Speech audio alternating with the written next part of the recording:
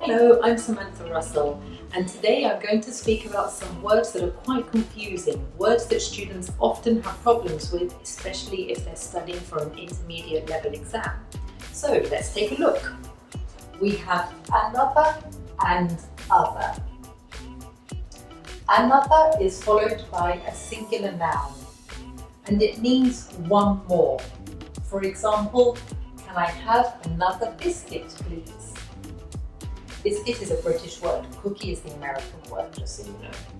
So we're talking about finishing one biscuit and I would like another biscuit. I would like one more biscuit, please. Another can also mean an alternative. For example, I think we should paint the walls another colour. So I don't like this colour, I want an alternative colour. I would like them another colour. And again, notice the British spelling is with a U, but the American spelling is without the U.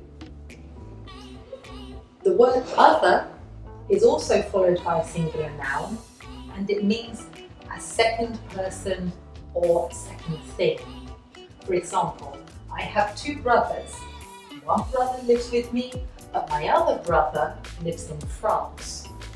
Now I've not eaten the first brother like I ate the biscuits, so I'm not talking about one more, I'm just talking about a second brother.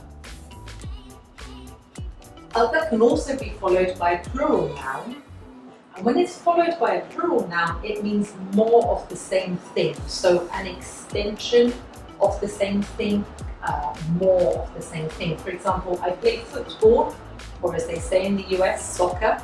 I play football and other sports, meaning I play football and also play more sports, such as tennis or whatever else I do. So they're very similar, but they're not the same. And it's important to remember that another is followed by a singular noun. Alternative, when it has the meaning of an alternative, it's followed by a singular noun. Other is followed by a singular noun, but it can also be followed by a plural noun as well.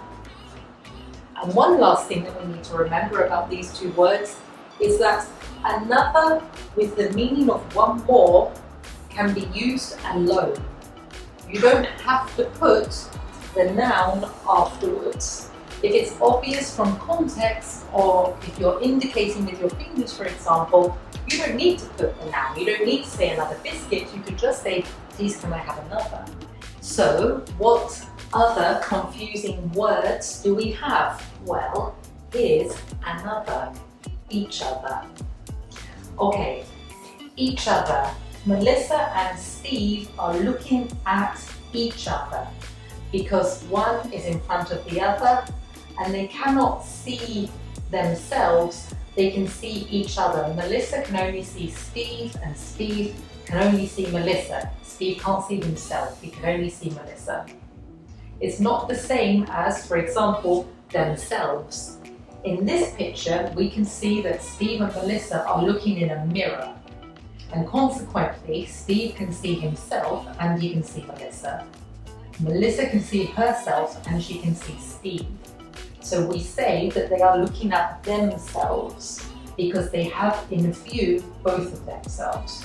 Here we say each other because one can only see the other. So what other confusing words do we have? Well, we have some confusing adjectives. For example, fun and funny. We can say that something is fun or is funny as well. So what's the difference? Well, if something is fun, it means that we enjoy doing it. For example, playing in the snow is fun.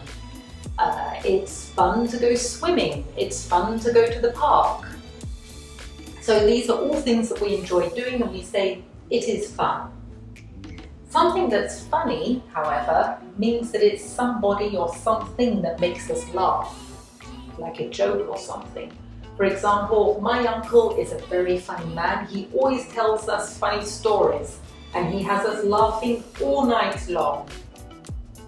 But also the other meaning of funny, which is very much a British thing, it's not so common in the US, but in the UK, funny can also mean strange as well, something really weird, really strange. You could say, that's funny, I thought I put my keys on the table and now they're not here.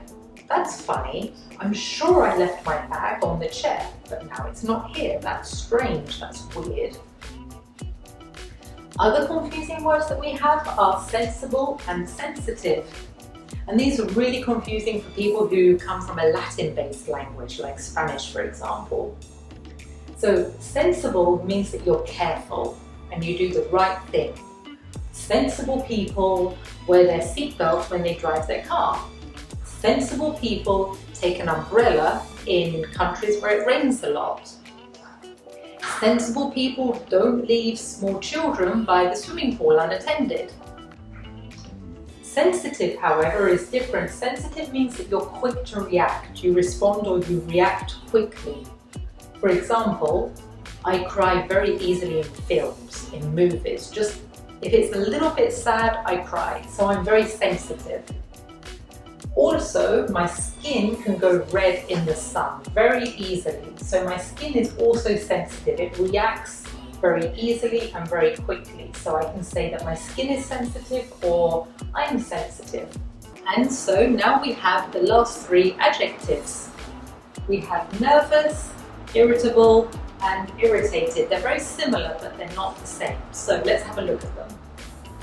If you're nervous about something, it means that you are worried about something, you're concerned about something. Maybe you're nervous about an exam, maybe you're nervous about a job interview that you have. All of these things make you feel very worried. Irritable is a general feeling that you have, and it means that you're annoyed or you're irritated very easily. For example, me, in mornings, I'm very irritable. The smallest of things will make me very angry, very grumpy, because I'm an irritable person in the mornings, and I'm like that in general most mornings. Irritated is something temporary.